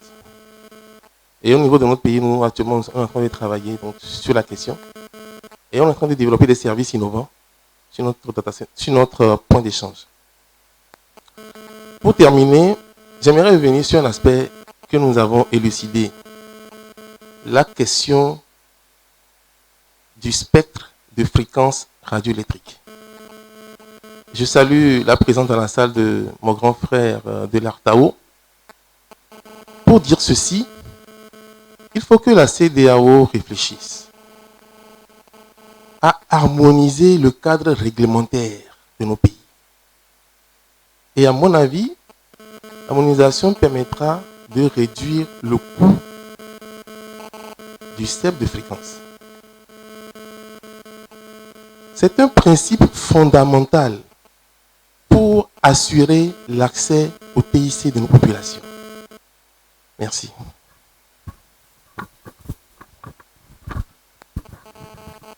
Thank you very much. I'll try to be very quick. Thank you for excellent questions. Not easy questions, I have to say, but you obviously asked the right questions. So just to address those that were directly addressed to me, speaking about the costs, I think there was a question. Many of the countries, if not all, they do regulate the market competition, the consumer's right of choosing to whom you're paying the services and so on. And in that sense, the availability of digital services shouldn't be an exception. So at least those are the narratives. But there are those systems where, which are still exceptional, where you could see that certain systems were tackling this matter very specifically. I'm going to give one example of Costa Rica, which I think is interesting, where the Constitutional Court was actually discussing a case on this matter, and it was said that the government's delay in allowing for a certain telecom operator to enter the market was actually a breach of fundamental freedoms, equivalent to a breach of fundamental freedoms. So that's just an example where you can see that there are various narratives and various practices that are going on in the countries. Nana mentioned it and said it very well. There are countries that are discussing specifically the costs and affordability of internet access to their users. She mentioned the case of Estonia, which pioneered this whole practice in 2000. After that, you have an excellent positive policy of Finland that is also guaranteeing very similar. Well, actually, I think Estonia is guaranteeing affordable access to everyone, regardless of geographic location, at a uniform price, which is still a very unique case. But then you have Finland that followed with a very similar policy, guaranteeing a very decent access for a decent price. But not just those countries. I mean, if you go to see the French national policy on this, then you could see that they also are guaranteeing access to the internet, because it relates to the democracy, it relates to freedom of expression, right to access the information and so on. Spain also has a similar policy. Greece also discussed this and through its parliament introduced a similar policy. So there are positive examples and cases that we could learn from. And on this note, I'm going to respond to a very important question from Wisdom and another colleague that asked, what do we do here? What did the IGF did, for example, from the last year? And also on the note that yesterday we didn't have the access to the internet here in this room. I think we're doing a lot. The fact that we are all here, people coming from private sector, technical community, government, civil society, speaking to each other, people sharing examples from their own personal and professional experiences is already a lot, especially on a regional level where we are exchanging good practices, we are trying to learn from each other. So perhaps we will have examples where this particular application that was given as an example will inspire stakeholders, startups in other countries to introduce the same model. So that's something that's very important. I also think you should ask yourself, when did you have opportunity to speak one-on-one with your minister in charge for the communication? Probably, those are rare opportunities. Mary will say that I spoke a lot with the Nigerian IGF, for instance, and other IGFs in the country, where they say that the IGF as a concept was the first window that opened that opportunity to actually liaise with your decision makers, with your governments and so on. And I think after so many years of the existence of those national and regional IGFs in the country, it's still probably the unique channel to speak to those decision makers in the governments, those that are basically implementing our policy, the engineers that are creating the whole infrastructure, and so on. So I think that's the value of these processes, huge value, and not to speak that the whole concept is bottom up, that we're asking people, what are your priorities, what are your concerns, and what are your problems to tell us. And then you have the expertise discussing your problems and your priorities and telling you what should be potential solutions. We'll see how the communique will work out later, but I'm hoping that the communique will give us concrete actions to be taken for the next year until the next West African IGF. And that's actually a channel how you can change things in this regard. So we're not putting the burden just on decision makers, or maybe to be more concrete, we're not putting the burden of making decisions and just responsibility on the governments, which is a traditional thinking. We're putting the burdens on all of us, shared responsibility for all stakeholders, and that's the difference that we're making. The IGF, just to conclude, Wisdom asked an important question. The IGF is, yes, very much focusing on the access, and through a lot of concrete examples, the community is trying to respond what are the problems globally speaking and how should we resolve the problems in regards to access. So the best practice forums on gender and access exists for the last 5 years, I believe, and it's specifically looking at the availability of the ICTs to women and girls across the world. Practices are different, but then the recommendations and solutions are also different, but they're there, and I think that's an excellent way to go. This year's IGF was actually inspired by the request of the community that the inclusion should be something to discuss in a kind of broader sense that of course includes the access in it. So digital inclusion is one of the 3 thematic tracks this year for the IGFs. So a number of sessions will be focused on that. In Berlin in November, when we see each other, we're expecting more than 2,000 stakeholders to come and tell us what are the issues in their cities, in their villages, in their countries, in their regions, and to see how can we help each other. So that would be maybe my concrete response to what Wisdom asked. I could actually speak more about this, but I know we're out of time, so just stop here. Thank you.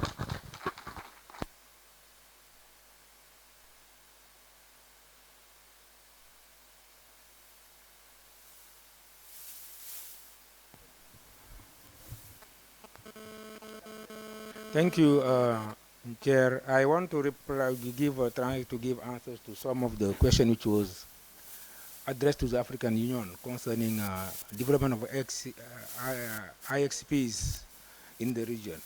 There is this A project in the framework of PIDA, not PRIDA, PIDA, yes, which is dealing with infrastructure in Africa, including transportation and so on.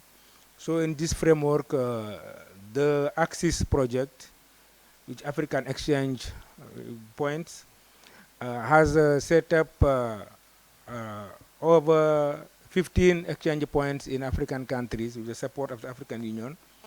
And there are also regional exchange points. That is the most important one issue in the 5 sub-regions. We have tender has been awarded to Kenya and Rwanda to have a East African exchange point, to South Africa and Zimbabwe to have a Southern African exchange point, to Congo and Gabon to have a Central Africa exchange point, to Egypt for the North African exchange point, and to Nigeria for the West African exchange point. I think at the end, when all this will be materialized, maybe the cost of data transfer between the countries of the various sub-regions will be lessened. Thank you.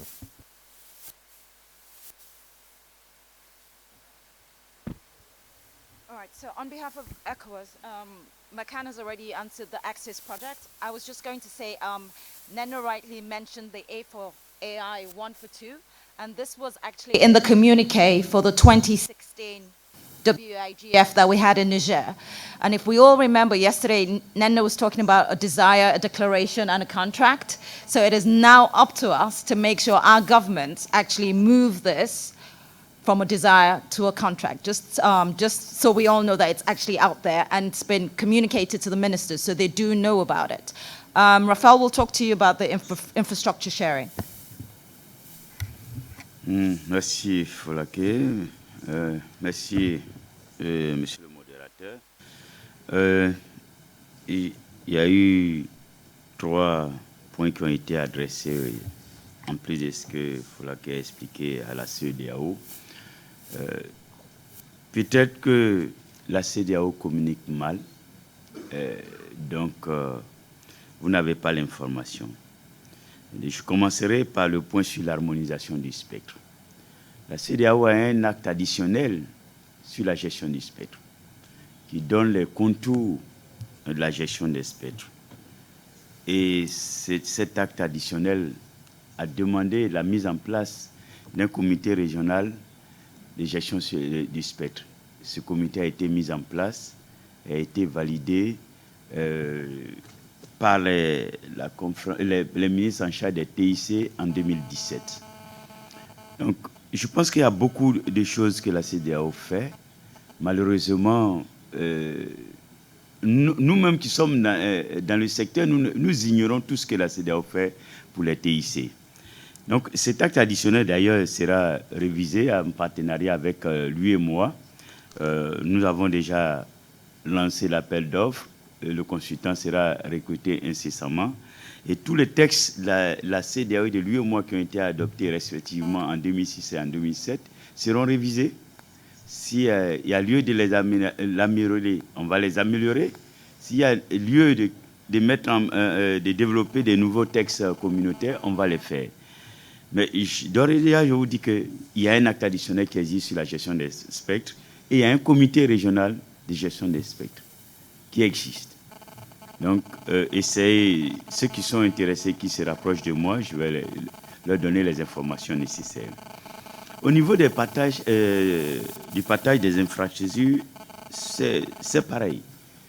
Dans l'acte additionnel relatif à l'interconnexion des réseaux et des services, il y a des dispositions qui encouragent les États membres à favoriser le partage d'infrastructures. Et même si ceux qui sont en contact avec la BAD aussi nous a approchés dans ce sens-là. En 2015, il y a eu une étude de la Banque mondiale sur ce sujet-là, pour le partage d'infrastructures. Et donc, aujourd'hui, nous sommes en train de construire l'autoroute Abidjan-Lagos et après, ce sera Abidjan-Dakar. Nous avons demandé à nos collègues du transport de mettre en place des provisions pour le passage de tout ce qui est fibre optique, électricité, etc., etc. Donc le partage d'infrastructures, c'est déjà dans les textes de la CEDEAO. C'est dommage que nos concitoyens de la CEDEAO, de l'Afrique de l'Ouest, ne s'approprient pas des textes que nous adoptons. Quand bien même c'est validé par vous, les experts, en plus approuvé par les ministres en charge des TIC et validé par le Conseil des ministres ou même les chefs d'État. Parce que quand c'est un acte additionnel, c'est les chefs d'État qui signent. Ce n'est même pas le Conseil des ministres. Donc, il y a beaucoup de choses que nous faisons et vraiment, j'aimerais que vous mettiez en contact avec nous ou vous visitez notre site web, le département des télécommunications et des technologies de l'information. Tous les textes qui sont adoptés par la CEDEAO sont sur ce site-là. Vous pouvez les parcourir, vous allez avoir les éléments nécessaires pour pouvoir, disons, réagir au niveau national. Je termine par le open source versus logiciel propriétaire. Bon, ça, c'est un peu compliqué pour la CEDEAO de gérer un dossier comme ça, parce que c'est tout à fait... C'est national. Comme je suis un peu politique, je ne vais pas rentrer dans les détails. Pourquoi X ou Y veut propriétaire au lieu d'aller le open source?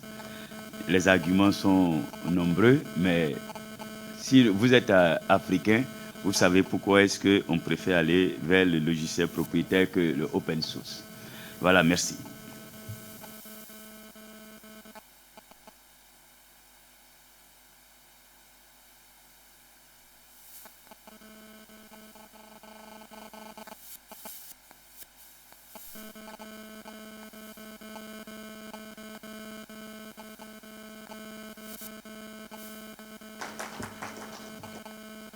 Thank you very much, panelists. Please, just some house cleaning announcements. So we go on break now. Our VIP guests, please just head to the VIP room. And we should be back by 11:45 to start the other session. Sorry for the delay today. The sessions went longer than expected, but as we all know, these are very important issues to discuss. All rapporteurs that have been taking notes, look for Ramisha. She will put up her email address, send your notes to Ramisha.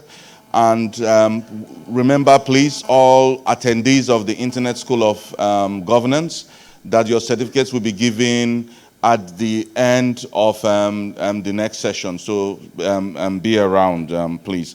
Someone left his headsets at the school when we're having the school. So if you're the owner of this headset, try to see me. See you after the break at 11:45. Thank you.